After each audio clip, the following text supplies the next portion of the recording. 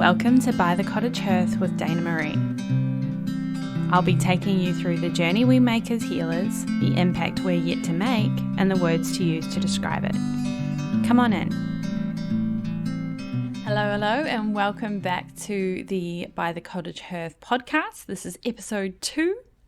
I am your host, Dana Maree, and today we're going to be talking about the power of storytelling. Now, storytelling is something that's been an important part of my life, of how I process the experiences that I've been through, how I build connections. I met my partner on a Harry Potter fanfic site when we were 15.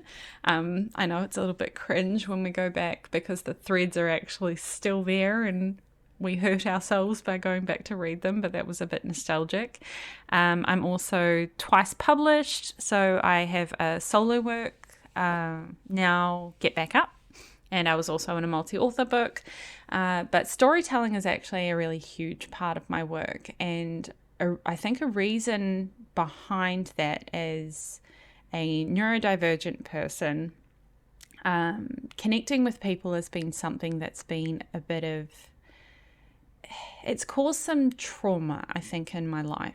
I mean, everything has, let's face it. But I think connecting with people and understanding social interaction has been something that has constantly confused me my whole life. And storytelling became a way that I could connect with people that I understood. You know, I would share a story and that would make people feel a certain way depending on the story.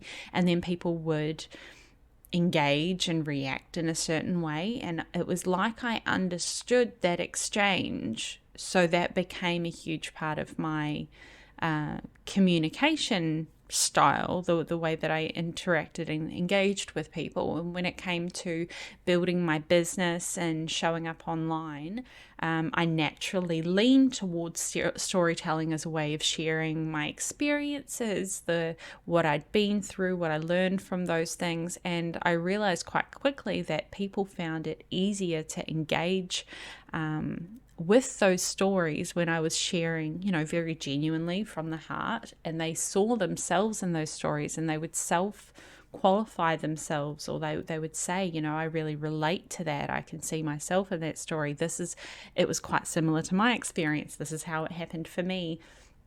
And it got me to thinking about the role that, storytelling has had in society and ancient cultures going back thousands of years. We are, as a species, storytellers. There are paintings on rocks going back very, very early on in our society's history. And I think it is important to recognize the power of storytelling beyond what it can be used for in social media. And it's very common to, when you're running an online business, to think in those terms. How can I use this for my newsletter? How can I use this for my social media? But storytelling goes so much further than being able to just create content for social media to have something to put up. There are so many lessons that can be found. When you look at Brothers Grimm, the fairy tales before Disney got their hands on it and everyone got a happy ever after, there were always lessons to be learned in these stories. There was a way to connect to it. So we've been sharing stories, and a lot of those stories, before they were ever written down, were oral traditions. They were passed on. You would tell them to your kids, you would tell them to the people in the community. These stories would go through generations before they were ever written down, and there were lessons to them that now we read them. We read stories. It's almost like we've retrained ourselves to expect entertainment. A story is meant to be entertaining, right? That's how it's kind of evolved for us in our society. But when you look at Brothers Grimm, we'll run with that example. When you read these stories and you unpack it further, and maybe, if you're doing English at high school, media studies, you do the same with film. You unpack it and you see the meaning behind those stories. And I think that is an element of storytelling that maybe we've become a little bit disconnected from. And that is what has become a cornerstone part of my work, the work that I do in VIP, the work that I'll be doing further on in my program Saga. Because storytelling with meaning, storytelling with underlying lessons that are there, is from a psychological standpoint, it's a language that we understand because we've been speaking that language, right, going back through our history, as humans. So the reason why it became such a important part of my work when I looked at my audience and I was trying to figure out how can I get them from where they are, people in the healing space who have these modalities that they absolutely love. They're connected to their magic. They have these beautiful pieces, albeit intangible pieces sometimes, but they're really struggling with how they're going to be able to talk about it. Someone will ask them, what do you do? And that tends to make a lot of people in my audience really uncomfortable. That question, what do you do? Well, that's a very complex question. So I looked at what they wanted to achieve, and I realized that storytelling helps with a huge part of that. So when you have a lot of intangible parts in your business, whether in the work that you do as a healer, maybe it's because you help with energetic shifts. If you're looking at it from an energetic standpoint, maybe you help people shift emotionally. Maybe you're helping people releasing the reactivity in their triggers. Maybe you are maybe you're helping them physically, but it's in a way that isn't quite physical. So maybe like remote healing, distance healing, things like that. When you have a modality or you're doing a type of work that requires a certain level of belief and trust, because you're not physically, you're not selling them a book. It might be a part of your business. It was part of my business. But you're not handing them a physical product, because that transaction feels very easy. You can see, I have thing, you have money, let's exchange, done. But when you do work that has a lot of magic-based, energy-based, intangible aspects to it, storytelling is a really fantastic way to explain what the tangible, relatable, resonant pieces are of your work for someone who is struggling to be able to see it. So for us, for the people who are practicing the modality, who have worked with clients, who have been able to see the transformations that we facilitate, it's very easy for us to be like, oh yeah, it works. Oh yeah, it's very powerful. But when you have to take that belief and the impact of your work and translate, that's why I did a webinar translating your energy into English, which is a free training. I'll pop the links in the show notes. That's why I called it Translating Your Energy into English, because that's how it feels when you're taking this very powerful modality that you have, but then you have to try and talk about it. You have to express it. You have to write sales pages and social media content, and even just having conversations with people about the power of your work. It can become a stalling point for you in your business, because you go, well, I don't know how to talk about it. So you talk about all of the qualifications you have and the certifications you've got and who you studied through, and you start clinging to the very tangible pieces, but the power is in the intangible. So storytelling can be a really powerful way to translate those experiences into a communication style that your audience can receive. They can listen to the transformation in that story. They can see how people felt. Emotions are a very big part of the storytelling process, and definitely something to hit when it comes to talking about the intangible aspects of your work. They can see what it was like before a person did this kind of work, and then what they were able to achieve, what the possibilities were afterwards. So when you look at your favorite stories and you look at the traditional, the climax and the story arc and, the conclusion and all that kind of stuff. When I talk about storytelling, I don't necessarily go at it from a very strategic, logical, that side of the brain kind of thing. But it's nice to start recognizing those things in your own story, because it can be really helpful when it comes to going and writing that piece of content or having that kind of conversation, is that you know what parts of that story that you want to focus on. You don't want to end up, giving them the whole book, but what part of that story is really important for them to hear from you and witness right now, for them to be able to understand the power behind the energy side or the intangible side of your work. The next piece of the power of storytelling is building know, like, and trust. Now, this is a very common marketing phrase. Most of us have heard it, that this is something you want to build with your audience. You need your audience to be able to get to know you, to be able to like you. As superficial as that sounds, it's important, and they need to be able to trust you.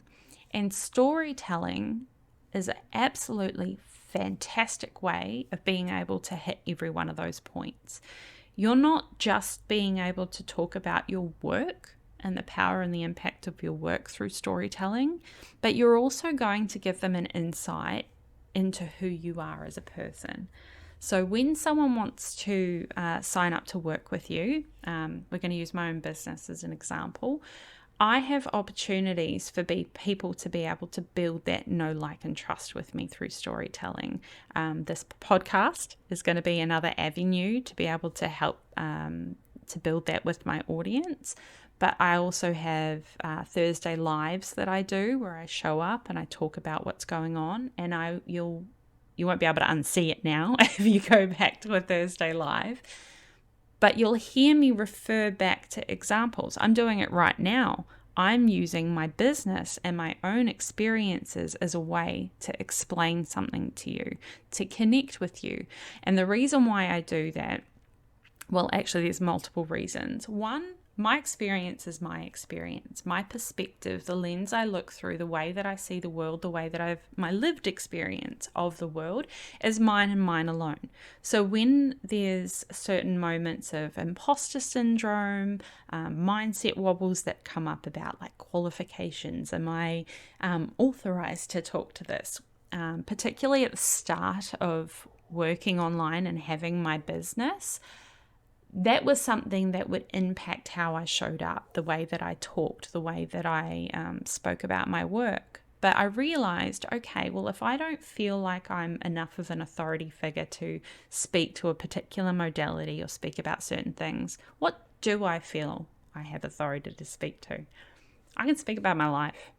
I lived my life. I was there. I know how I felt. I know how it's been for me. I know how I've grown as a person, and I can speak very confidently to my own experience. So in my business, when I use my business as an example, it's easy for me to do because I'm not tiptoeing over am I going to offend someone who works in that particular industry? I'm not tiptoeing around recalling the details specifically.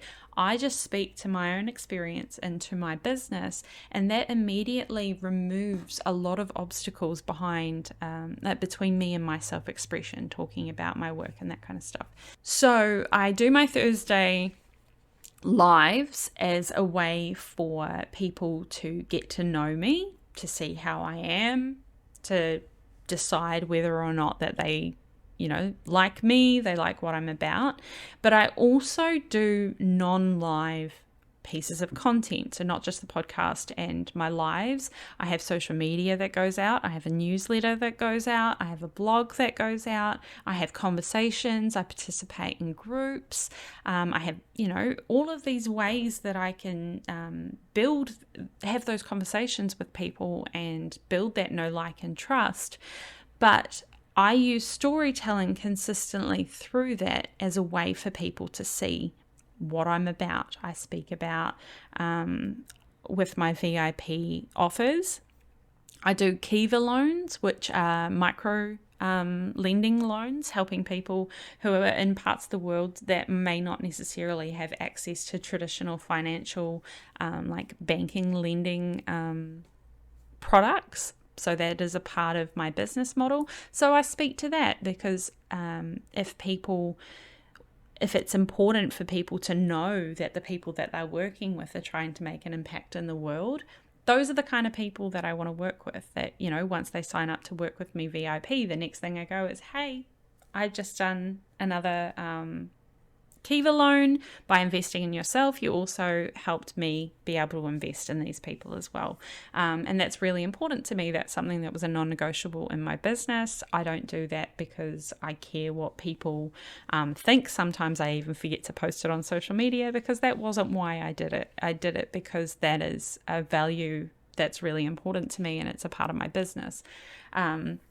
But that is another way that, telling that story just right there, that was a story and a way for you to connect to me based on shared values.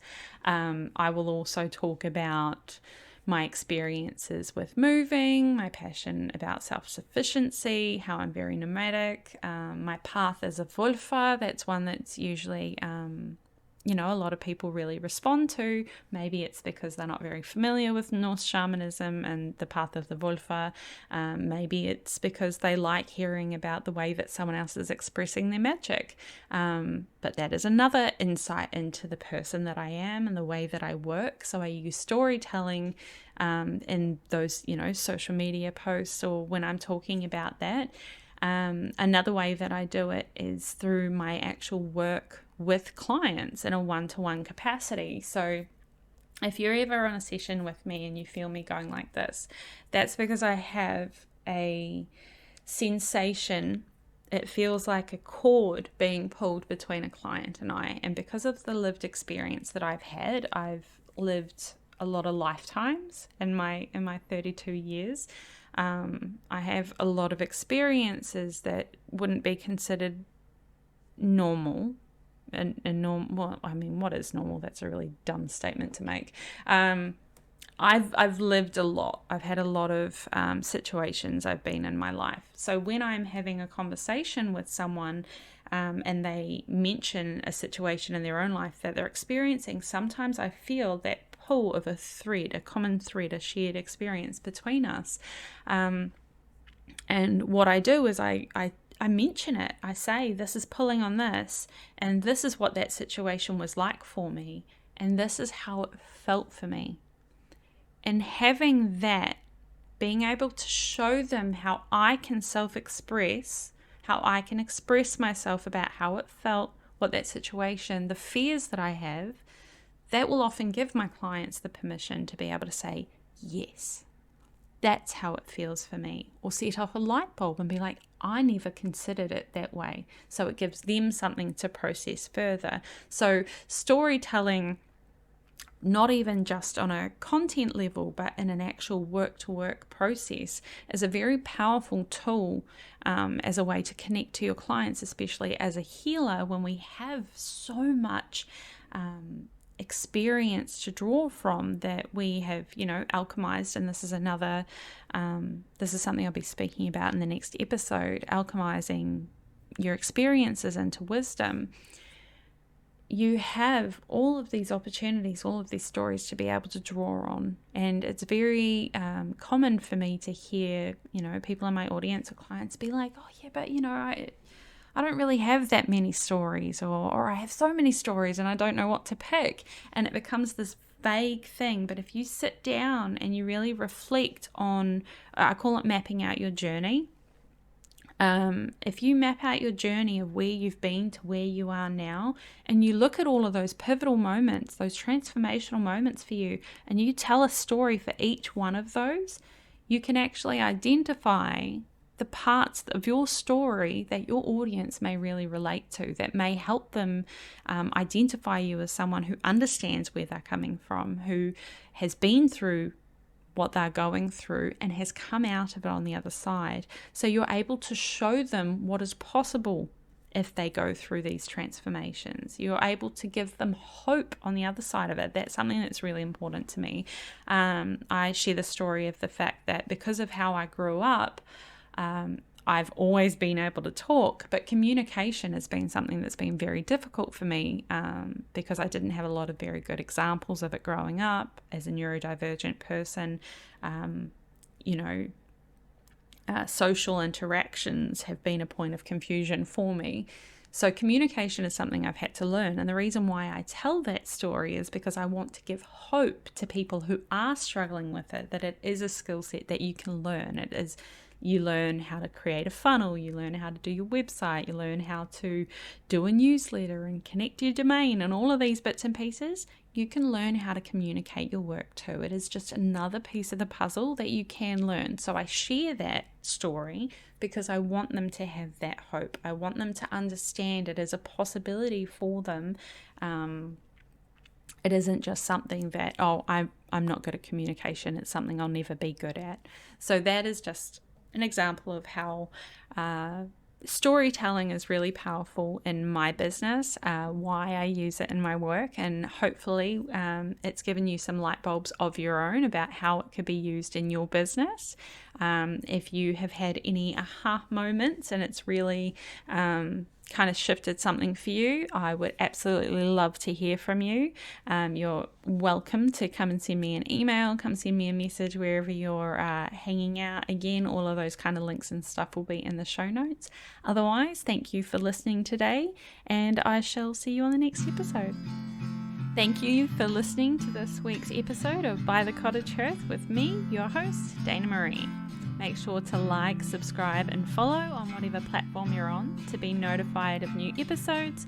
And you can also follow me on By the Cottage Hearth on Facebook and Instagram. Check out show notes for any links or freebie goodies that I might have going at the time. Otherwise, I'll see you on the next episode. Keep healing.